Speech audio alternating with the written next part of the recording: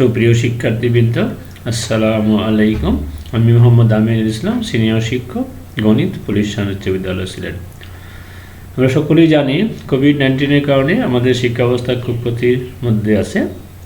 প্রায় একটি বছর তোমরা শ্রেণীকক্ষে আসতেছো না, আমরাও শ্রেণীকক্ষে পাঠদান করতে পারতেছি না। তাই বিকল্প হিসাবে আমরা অনলাইনে আমাদের বিদ্যালয়ের পক্ষ থেকে শ্রেণী কার্যক্রম পরিচালনা করার জন্য আমরা তোমাদের নিয়ে হোয়াটসঅ্যাপ গ্রুপ তৈরি করেছি। যারা অষ্টম শ্রেণীতে এসে তাদেরকেও স্বাগতম, এবং অন্য বিদ্যালয় থেকে যারা যেসব শিক্ষার্থী আমাদের বিদ্যালয়ে ভর্তি হয়েছে তোমাদেরকেও আমরা স্বাগতম জানাচ্ছি। ইতিমধ্যে তোমাদের মধ্যে আমরা রুটিনটি শেয়ার করেছি। এই রুটিন অনুসারে প্রতিদিন 2টি করে ক্লাস হবে। বিদ্যালয়ের ম্যানেজিং কমিটির পক্ষ থেকে, মনে কমিশনের পক্ষ থেকে তোমাদেরকে ধন্যবাদ জানাচ্ছি। বিদ্যালয়ের প্রশাসনের পক্ষ থেকে, প্রধান শিক্ষকের পক্ষ থেকে, সহকারী প্রধান শিক্ষক এবং অন্যান্য শিক্ষক সকলের পক্ষ থেকে তোমাদেরকে আমরা স্বাগত জানাচ্ছি। আমি তোমাদের শ্রেণীর শিক্ষক। আমি নবম ও দশম শ্রেণীতে গণিত বিষয়টিকে পাঠদান করে থাকি। তোমাদের সাথে যারা আমাদের বিদ্যালয়ে পড়েছে, এই সম্ভবত প্রথম ক্লাস। সুতরাং এখন থেকে তোমরা এসসি পরীক্ষার আগ পর্যন্ত তোমাদের সাথে আমরা থাকব, এবং শিক্ষণফলকে টার্গেট করে আমি আমার প্রতিটি পর্বকে সাজিয়েব। সুতরাং তোমরা সুন্দরভাবে ক্লাসগুলো উপভোগ করবে। যদি কোনো সমস্যা হয় পার্সোনাল হোয়াটসঅ্যাপ নম্বরে কী করবে, তোমাদের সমস্যাগুলো জানাবে। আমরা তোমাদের সমাধান দেওয়ার চেষ্টা করব। চলো কথা না বলে আমরা মূল ক্লাসে চলে যাই।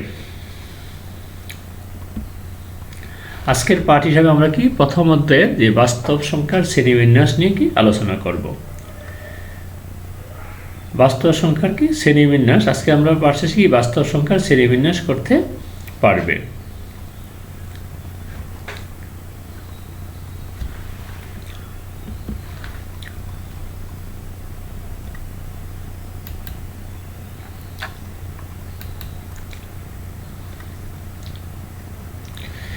বাস্তব সংখ্যা, যেটাকে আমরা ইংরেজি বলি রিয়েল নাম্বার।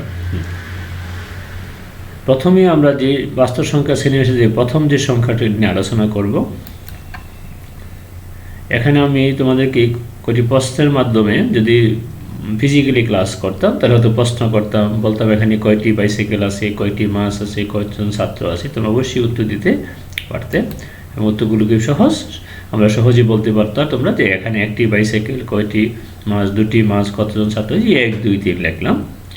এই যে উত্তরগুলো 1, 2, 3 আসলো, এই জাতীয় 1, 2, 3, 4, 5, 6 এই যে গণনাকারী সংখ্যাগুলো আছে, এগুলোকে আমরা বলি স্বাভাবিক সংখ্যা, ইংরেজিতে বলি আমরা ন্যাচারাল নাম্বার। এই জাতীয় সংখ্যা সেটকে স্বাভাবিক সংখ্যা সেট বলা হয়। একে আমরা ক্যাপিটাল এন দ্বারা সূচিত করা হয়। এবং এন ইজ ইকুয়াল টু কত? 1, 2, 3, 4, 5, 6 আপ টু আমরা জানি না কত শেষ সংখ্যা, স্বাভাবিক সংখ্যা কত। অর্থাৎ স্বাভাবিক সংখ্যার সবচেয়ে ক্ষুদ্রতম সংখ্যা হচ্ছে 1, আর সর্বোচ্চ সংখ্যা কত আমরা নির্ণয় করতে পারবো না। আমরা সাধারণত বলি এন। এনের মান যে কোনো সংখ্যা হতে পারে। তাহলে আমরা জানলাম যে স্বাভাবিক সংখ্যার সেটকে কি দ্বারা প্রকাশ করা হয়? এন দ্বারা প্রকাশ করা হয়। ঠিক আছে, এটা আমাদের খুব কাজে লাগবে সৃজনশীল প্রশ্ন করতে বা এমসিকিউ করতে কাজে লাগবে, যে আমাদের স্বাভাবিক সংখ্যা জানতে হবে। তাহলে আমরা আজ থেকে জানলাম স্বাভাবিক সংখ্যাগুলো যে 1, 2, 3 এই সংখ্যাগুলো সেটকে আমরা স্বাভাবিক সংখ্যার সেট হিসাবে করি গণ্য করে থাকি। আর তোমরা জানো ইতিমধ্যে অষ্টম শ্রেণীতে পড়েছ যে 1, 2, 3 যে সেকেন্ড ব্র্যাকেট দ্বারা প্রকাশ করি, তখন থেকে স্বাভাবিক সংখ্যা বলা হয়ে থাকে। তাহলে স্বাভাবিক সংখ্যা আমরা জানলাম। এবার আসো, এখানে কয়টি চকলেট আছে? তুমি অবশ্যই উত্তর দিতে পারতে যে 2টি চকলেট আছে। ওকে, মেয়েটি চকলেটগুলো তার হাতে নিয়ে নিল। এখন কয়টি আছে? অবশ্যই উত্তর করতে পারতে এখানে নাই। গণিতে নাই বলতে আমরা শূন্য বুঝে থাকি না? গণিতে নাই বলতে আমরা শূন্য বুঝে থাকি।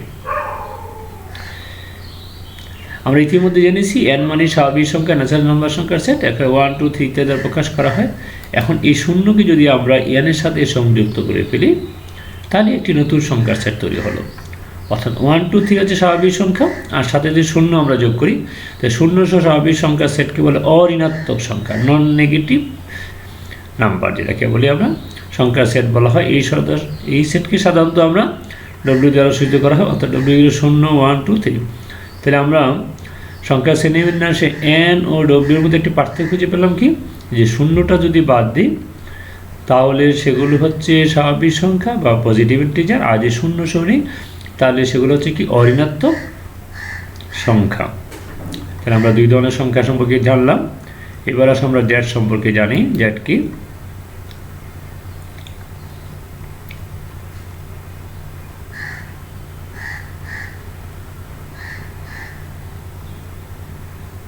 একটু লক্ষ্য করো সবাই।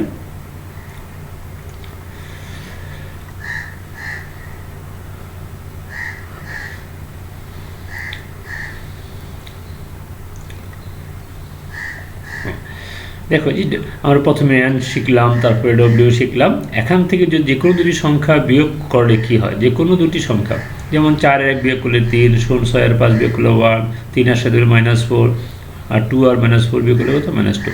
তাহলে এই জাতীয় সংখ্যাগুলো যখন অঋণাত্মক সংখ্যার সেটে অর্থাৎ অন্তর্ভুক্ত হয়, আমরা ডব্লিউকে বলছি অঋণাত্মক সংখ্যার সেটে অন্তর্ভুক্ত, তখন সেই সেটকে বলা হয় কি পূর্ণ সংখ্যার সেট, এবং একে জেড দ্বারা প্রকাশ করা হয়।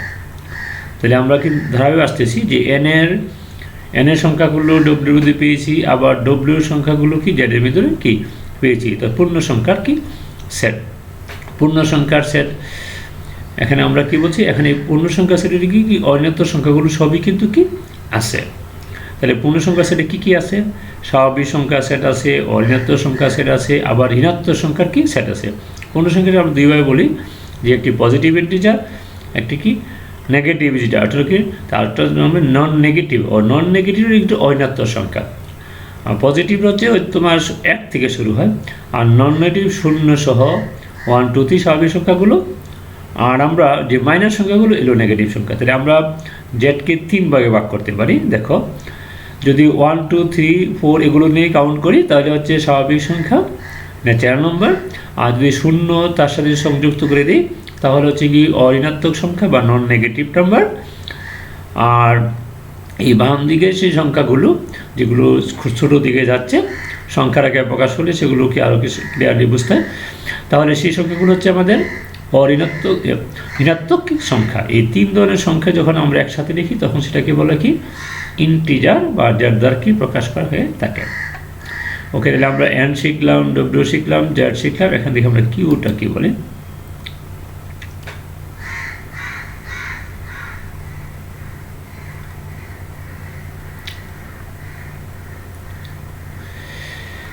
এখন এই জেড আমরা শিখলাম একটু আগে, যে সেখানে কত ধরনের সংখ্যা আছে, পজিটিভ আছে, নেগেটিভ আছে, শূন্য আছে। শূন্য একটা খুব বৈচিত্র্যপূর্ণ সংখ্যা, একদিন শূন্য নিয়ে শুধু আলোচনা করব।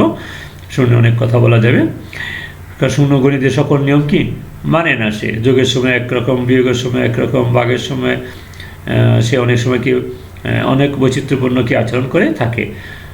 সুতরাং শূন্য দিয়ে সকল সংখ্যা কি কোনো সংখ্যা কি ভাগ করা কি যায় না, আবার শূন্যই কোনো সংখ্যা দ্বারা কি ভাগ করা যায়। তাহলে আমরা বলছি কি জেডের কোনো সদস্যকে যে কোনো সদস্য দ্বারা, অর্থাৎ শূন্য বাদ দিয়ে যে শূন্য দ্বারা ভাগ করা কি তা যায় না। গণিত এখানে কি ব্যর্থ হয়েছে, ম্যাথ এরর দেখাবে ক্যালকুলেটর যখন কাজ করবে।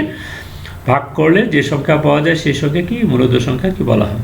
যেমন 3/8 -9/8 0/5 ভাগ করা যায়, কিন্তু বাট 5/0 আনডিফাইন্ড, এটা কি অ্যাবসার্ড। সুতরাং সেখানে আমরা কিন্তু কোনো ভাগ করতে কি পারি না, সুতরাং সেটা অনির্ণয় বলে থাকি আমরা।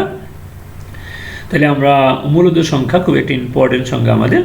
যে সমস্ত সংখ্যা কি আমরা P/Q আকারে প্রকাশ করি, এই দুই প্রকারকে বলে সাজ দ্যাট PQ হচ্ছে কি জেড, আমরা জেড বিলংস টু, এই প্রতিটা হচ্ছে বিলংস টু এবং জেড দ্বারা প্রকাশ করি, এবং কিউ ইজ নট কি 0। এটা শর্ত হচ্ছে কিউটা শূন্য হতে কি পারে না।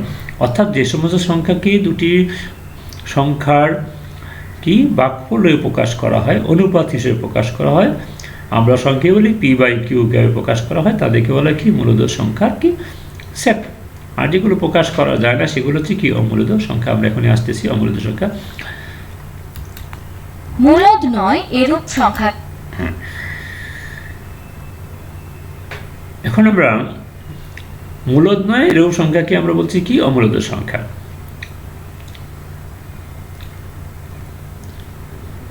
অর্থাৎ যে সমস্ত সংখ্যাকে দুটি সংখ্যার ভাগফল রূপে প্রকাশ করা যায় না সেগুলোকে আমরা বলছি কি অমূলদ সংখ্যা, ইরেশনাল নাম্বার। মূলদ সংখ্যা হচ্ছে ইরেশনাল নাম্বার, ইংলিশ শব্দগুলো শিখবে, কাজে লাগবে ভবিষ্যতে। আর অমূলদ সংখ্যা হচ্ছে ইরেশনাল, √2, √3, √5, √5/3, অর্থাৎ যে কোনো মৌলিক সংখ্যার বর্গমূল কিন্তু অমূলদ সংখ্যা হয়। আর পাই, হ্যাঁ সুন্দর একটি প্রতীক পাই না, যদি পাই সম্পর্কে তুমি জানি না, পাই নিয়ে যত কথা, শূন্য পাই এগুলো নিয়ে অনেক কথা বলা যায়। আমরা এখন যতটুকুই বলবো যে পাই একটি কি অমূলদ সংখ্যা। পায়ের সঙ্গে জ্যামিতিক সংখ্যা আছে, সেখানে আমরা বিস্তারিত আসবো। পায়ের মান হচ্ছে কত 3.14 কি 16। আমরা যদি একটু বলি যে বৃত্তের পরিধিও ব্যাসার্ধকে পাই দ্বারা প্রকাশ করা হয়। পায়ের মান কত বলছি আমরা 3.14 কি 16 আর টু কি অসীম পর্যন্ত চলতে থাকে। এটি একটি কি অমূলদ সংখ্যা। আবার যে 1.022 যে চলতে থাকবে এটা কোনোদিন কি শেষ হবে না, এগুলো সব কি অমূলদ সংখ্যা। অমূলদ সংখ্যা কি আমরা কিউ ড্যাশ দ্বারা কি করে প্রকাশ করে কি থাকি। এবার আসো কি বাস্তব সংখ্যা।